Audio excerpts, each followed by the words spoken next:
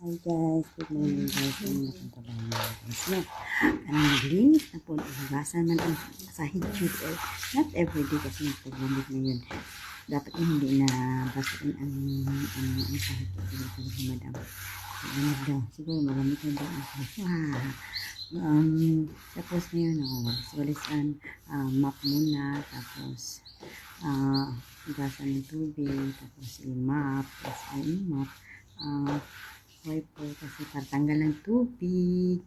Tapos pagtapos niya ng wiper, mapan para matuyo naman yung tubig. Ganyan lang guys. Madalian lang yan guys. Hindi naman madali. Ang haba din ng oras kasi siyempre, ano yung yan.